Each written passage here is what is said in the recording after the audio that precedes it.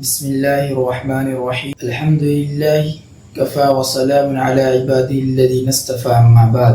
محترم سامعین اکرام، آج ہم اسلامی سال کے پہلے مہینے محرم الحرام کے اوپر گفتگو کریں گے۔ یہ مہینہ صرف نئے سال کی شروعات نہیں بلکہ ایمان، صبر، قربانی اور حق استقامت کا پیغام دیتا ہے۔ اللہ تعالی نے قرآن کریم میں 12 مہینوں کا ذکر فرمایا، ان میں 4 مہینے کو حرمت والا قرار دیا جن میں محرم الحرام بھی شامل ہے۔ نبی کریم صلی اللہ علیہ وسلم نے فرمایا، رمضان کے بعد سب سے افضل روزے اللہ کے مہینے محرم کے روزے ہیں۔ محرم الحرام کی فضیلت کے اوپر تھوڑی سی گفتگو کرتے ہیں۔ محرم الحرام کو شہر اللہ یعنی اللہ کا مہینہ کہا گیا۔ یہ اعراض کسی اور مہینے کو حاصل نہیں ہے۔ یہ مہینہ ہمیں یاد دلاتا ہے کہ مسلمان کا ہر نیا سال اللہ کی اطاعت اور نیک اعمال سے شروع ہونا چاہیے۔ افسوس کہ بہت سے لوگ نیا سال آتے ہی دنیاوی منصوبوں میں لگ جاتے ہیں لیکن اعمال کا محاسبہ نہیں کرتے۔ حضرت آدم علیہ السلام اور یوم عاشورہ پہ تھوڑی سی نظر ڈالتے ہیں۔ بعض روایت میں آتا ہے کہ عاشورہ کے دن اللہ تعالی نے حضرت آدم علیہ السلام کی توبہ کو قبول فرمائی۔ یہ دن ہمیں سکھاتا ہے کہ انسان سے غلطی ہو جائے تو مایوس نہ ہوں بلکہ اللہ کے دروازے کے پہ جائیں اور سجدہ ریز ہو جائیں۔ حضرت نوح علیہ السلام کے واقعہ سے ہمیں سبق حاصل کرنا چاہیے۔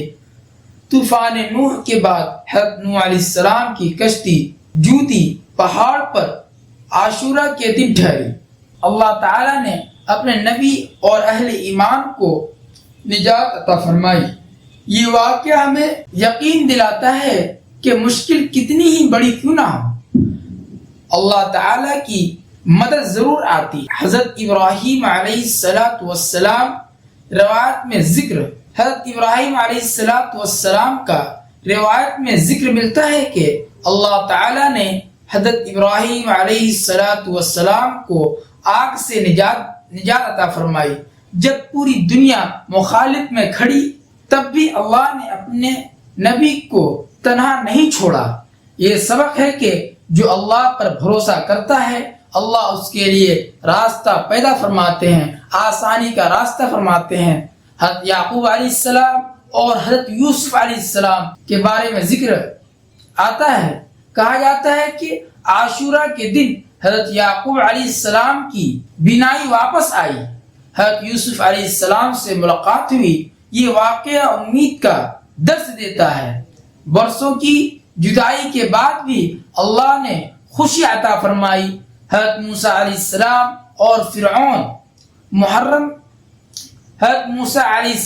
اور فرعون کے بارے میں ذکر آتا ہے۔ محرم کے واقعات میں سب سے مستند اور مشہور واقعہ یہ بھی ہے، فرعون نے بنی اسرائیل پر ظلم و ستم کیا۔ حضرت موسیٰ علیہ السلام کے حکم سے اپنی قوم کو لے کر نکلے۔ جب سامنے سمندر اور پیچھے فرعون کا لشکر تھا لوگ گھبرا گئے۔ حضرت موسیٰ علیہ السلام نے فرمایا، قل ان معی ربی سیہدین، ہرگز نہیں، میرا رب میرے ساتھ ہے، وہ مجھے راستہ دکھائے گا۔ اللہ تعالی نے سمندر کو پھاڑ دیا۔ حضرت موسیٰ علیہ السلام اور ان کی قوم بیچ گئی جبکہ فرعون غرق ہو گیا۔ یعنی حضرت موسیٰ علیہ السلام کی قوم کو اللہ تعالیٰ نے سمندروں میں راستہ دیا اور فرعون کو اسی سمندر میں نیست و نابود کر دیا۔ اسی نعمت کے شکرانے میں نبی کریم صلی اللہ علیہ وسلم عاشورہ کا روزہ رکھتے تھے۔ عاشورہ کے روزے کی اہمیت رسول اللہ صلی اللہ علیہ وسلم نے فرمایا، مجھے امید ہے کہ عاشورہ کا روزہ گزشتہ ایک سال یعنی پچھلے ایک سال کے گناہوں کا کفارہ بن جاتا ہے۔ یعنی پچھلے 1 سال کے گناہوں کو معاف فرما دیں گے اللہ تعالی۔ آپ صلی اللہ علیہ وسلم نے فرمایا کہ صرف 10ویں نہیں بلکہ 9ویں اور 10ویں یا تو 10ویں اور 11ویں کا روزہ بھی رکھا جائے تاکہ یہودیوں کی مشابہت نہ ہو، یعنی کہ اس زمانے میں یہودی بھی 10ویں کا روزہ رکھا کرتے تھے، اس لیے یہودیوں سے ہماری مشابہت نہ ہو، یعنی ان کا کلچر ہمارے کلچر سے نہ ملے، اسی وجہ سے ایک روزے کی اضافہ کرنے کو کہا گیا۔ اب ہم تاریخ اسلام کے انتہائی دردناک واقعے کی طرف چلتے ہیں۔ ہجری میں حضرت امام حسین رضی اللہ عنہ نے دین کے 61 سربلندی اور حق کی حفاظت کے لیے عظیم قربانی پیش کی۔ امام حسین رضی اللہ عنہ نبی کریم صلی اللہ علیہ وسلم کے نواسے تھے۔ رسول اللہ صلی اللہ علیہ وسلم ان سے بے حد محبت فرماتے تھے۔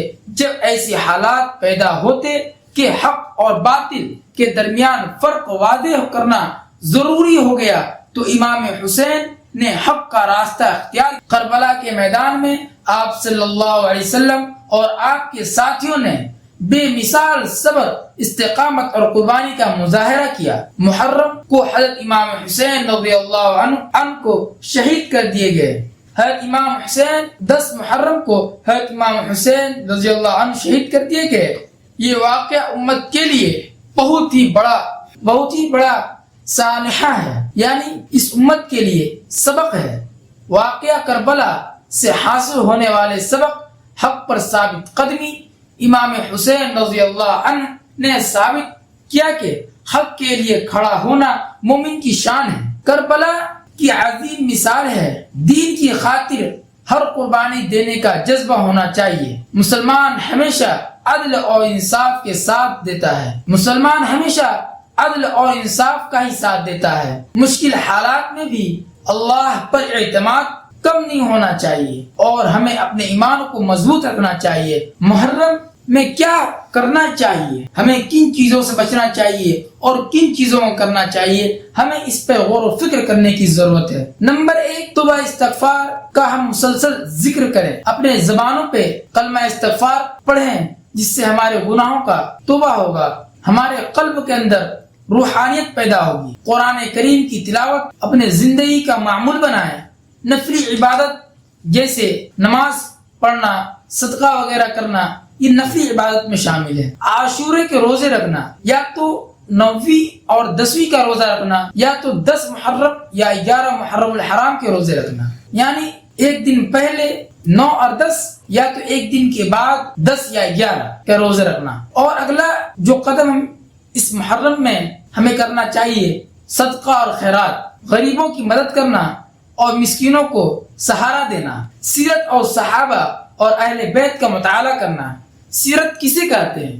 سیرت حضور صلی اللہ علیہ وسلم کی زندگیاں کیسے گزری، حضور صلی اللہ علیہ وسلم نے اپنی زندگی کیسے گزاری، ان کا مطالعہ کرنا اور کن کن چیزوں کو اپنے زندگی میں ہم شامل کر سکتے ہیں، ان کا حضور صلی اللہ علیہ وسلم کی زندگی سے ہمیں سبق حاصل کرنا چاہیے۔ سیرت کا مطالعہ کرنے کا اصل مقصد یہی ہوتا ہے۔ اب ہم بات کرتے ہیں اس محرم الحرام میں ہمیں کن چیزوں سے بچنا چاہیے۔ جھگڑے اور اختلافات کی چیزوں سے بچنی چاہیے، گناہوں اور فضول کاموں سے بچنی چاہیے، بدعات اور غیر شرعی اعمال سے بچنا چاہیے۔ اب بدعت کسے کہتے ہیں؟ بدعت ایسی چیزوں کو کہتے ہیں جیسے کہ ہم دین میں کوئی نئی چیز کو شامل کریں جس کا نہ قرآن نہ حدیث میں کچھ حوالہ ملتا ہے، کچھ بھی نہیں ملتا ہو، اور دین میں نئی چیزوں کو شامل کرتے ہیں، اس چیز کو ہم بدعت کہتے ہیں۔ ایک دوسرے کے بارے میں نفرت انگیز گفتگو سے بچنا، یعنی کہ کسی دوسرے کے بارے میں ایسی باتیں کرنا اگر وہ سنے تو اس کو تکلیف اور اس کے دل میں ٹھیس پہنچے، ایسی باتوں سے اپنے آپ کو بچائے رکھنا۔ ہم دعا کرتے ہیں اللہ تعالی ہمیں ان باتوں پر عمل کرنے کی توفیق عطا فرمائے، ہمیں محرم الحرام کی برکتوں سے مالا مال فرمائے۔ اللہ تعالی حضرت موسیٰ علیہ السلام کے یقین، حضرت نوح علیہ السلام کے جیسا صبر اور اور حضرت امام حسین رضی اللہ عنہ کی حق پر استقامت نصیب فرمائے. حضرت امام حسین رضی اللہ عنہ کے طریقوں کو اپنے زندگی میں ہم شامل کرنے کے اللہ تعالی ہمیں توفیق دے. ہماری گفتگو ہمارے لیے صدقہ جاریہ کا دعا ہے کہ اللہ ہمارے گناہوں کو معاف فرمائے، ایمان کی حفاظت کرنے والا بنائے، ایمان کی حفاظت کرنے والا بنائے اور ہمیں دین پر ثابت قدم رکھے، ہمیں دین پر ثابت قدم رکھے. وآخر دعوانا الحمدللہ رب العالمین. اگر آپ کو ہمارے اس بیان سے تھوڑی سی بھی کچھ فائدہ حاصل ہوا ہو تو آپ اپنے بھائیوں کو بھی یہ میسج شیئر کریں تاکہ وہ بھی اس سے فائدہ حاصل کر سکے. ملتے ہیں انشاءاللہ اگلی ویڈیو میں. جزاکم اللہ خیرا. السلام علیکم.